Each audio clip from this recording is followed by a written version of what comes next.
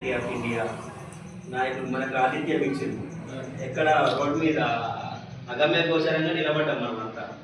మనము అట్లాంటి సిచ్యువేషన్లో ఇక్కడ ఎక్కడికి రప్పించుకోవాలనో అక్కడికి బాబాసాహెబ్ రప్పించుకున్నాడు.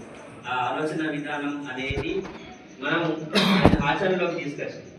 ఏదైతే ఈరోజు మనం నిన్న తీసుకున్న స్టెప్ ఏదైతే ఉందో మనవాదుల గుండెల్లో గుబులు పుట్టించింది. మన సంఖ్యని రెట్టింపు చేసే పద్ధతుల్లో గత్యంతరం లేని పరిస్థితులలో వాళ్ళు అప్లికేషన్ ఇచ్చుకోవాల్సిన పరిస్థితి వచ్చింది. అంటే బీజేపీకి ఓటమి భయం పట్టుకున్నది. అయితే ఇది అనేది చాలా ముఖ్యమైన అంశం. మన ఐక్యతకి నిదర్శనం ఏంటి అంటే అధ్యక్షుడితో సహా వెళ్ళి మన మీద కంప్లైంట్ చేసిన హైకోర్టులో కంప్లైంట్ చేసిన వ్యక్తి కూడా ఈరోజు ఒక కలెక్టర్ గారికి కలిసి 9 డివిజన్లకి సంఖ్యను పెంచాలని చెప్పేసి. మరి ఉన్న డివిజన్ల పరిస్థితి ఏంటి? దాని మీద మనం డిమాండ్ చేసినాం. హైకోర్టులో మీరు వేసిన రిట్ పిటిషన్ని వెనక్కి తీసుకోవాలని చెప్పినాం. దాని మీద ఇప్పటివరకు స్పందన లేదు. మన రౌండ్ టేబుల్ సమావేశం తరఫున మరోసారి దాన్ని మనం రిపీట్ చేయాల్సిన అవసరం ఉన్నది. అయితే మన సంఖ్యను పెంచుకోవాల్సిన అవసరం ఉన్నది. దీనికి ఎస్సీకి సంబంధించిన సీట్లని జనాభా దామాషా ప్రకారం 9 సీట్లుగా రావాల్సింది. దాన్ని కూడా పెంచుకోవాల్సిన అవసరం ఉన్నది.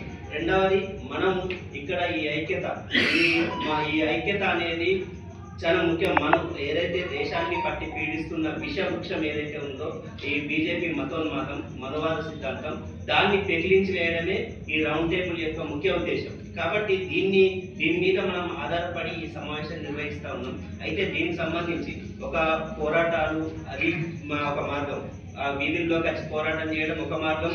రెండవది రాజకీయ పోరాటం అనేది రెండవ మార్గం. రాజకీయ పోరాటంలో అనుకునే వాళ్ళు స్పందించే గొంతుకలు ఏవైతే ఉంటాయో వాళ్ళందరికీ మనమందరం మద్దతుగా నిలుస్తామని చెప్పేసి తీర్మానం చేయడం అనేది చాలా అభినందనీయ విషయం. కాబట్టి దాన్ని ఆచరణలో కూడా చూపించుకునే విధంగా మనం చూద్దామని చెప్పేసి ఈ రౌండ్ టేబుల్ సమావేశం పాస్టర్ గారు చెప్పినట్టు ఇది సమావేశానికి పరిమితం కావాలి, ఆచరణలో కూడా వెళ్ళాలి. ఇదే ఐక్యత, ఇదే రౌండ్ టేబుల్ నుంచి మనం ఆశించిన దాన్ని ఎవరైతే మన అనుకుంటారో వాళ్ళ దగ్గరికి వెళ్ళి 1 రోజు 2 రోజుల ప్రచారం చేసి గెలిపించుకునే ప్రయత్నం చేస్తే రాజకీయ పోరాటంలో మన గొంతు వినిపించడం కోసం కూడా అవకాశం ఉంటుంది. కాబట్టి ఈ సమావేశం అనేది మనకు ఒక ఉత్తేజాన్ని ఇచ్చే విధంగా, ఆచరణాత్మకంగా ఉండే విధంగా ఈ సమావేశం ఉంది. దీనికి ముఖ్య కారకుడు పులి జైపాల్ గారు.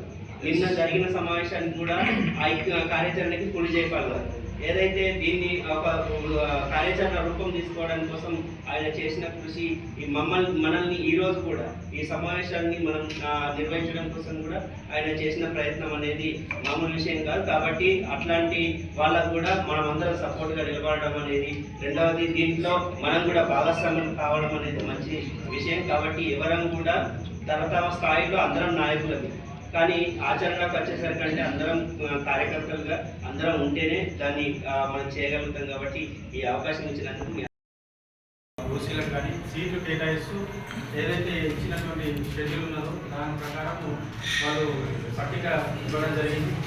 దాన్ని ఛాలెంజ్ చేస్తూ ఒకవేళ కనుక రోస్టర్ విధానంలో ఏమైనా తప్పులు కనుక జరిగితే, రోస్టర్ విధానంలో ఎక్కడైనా అన్యాయం జరిగితే ఒక నేషనల్ పార్టీ తరఫున కానీ ఎవరైనా పొజిషన్లో ఉన్నవాళ్ళు మరి 60 డివిజన్లలో ఒక్క దగ్గర మిస్టేక్ జరిగితే దాని అలైన్మెంట్ అనేది మొత్తం పోతుంది. మనం చూసుకుంటాం, వీల్లో ఏమైనా స్కోప్స్ ఉంటే ఒక్క స్కోప్ పోయినా కానీ వీళ్ళంతా చెదురుమదురు అవుతుంది. వస్తాం కదా, ఆ విధంగా 60 డివిజన్లలో ఒకవేళ కనుక 3-4 డివిజన్లలో తప్పు కనుక జరిగితే దాని అలైన్మెంట్ అనేది వేరే డివిజన్లో ప్రభావం పడుతుంది. అది చిన్న ఒక ఉన్నటువంటి సబ్జెక్ట్ ఏదైతే చిన్న ఇన్వోల్యూషన్ ఏదైతే అది తెలుసుకోకుండా మరి కేవలం 39, 40, 44 అనేది ఏవైతే రిజర్వ్ చేసినటువంటి షెడ్యూల్ కాస్ట్ రిజర్వ్ చేసినటువంటి సీట్ల పైన అక్కడ తప్పుగా రిజర్వ్ అయ్యింది. అక్కడ ఎస్సీ అనే ఫ్యామిలీస్ లేవు, వాళ్ళ జనాభా లేదని చెప్పేసి దుష్ప్రచారం చేసి కలెక్టర్ గారికి మెమోరాండం ఇస్తూ హైకోర్టులో మొన్న స్టే వేయడం జరిగింది. హైకోర్టు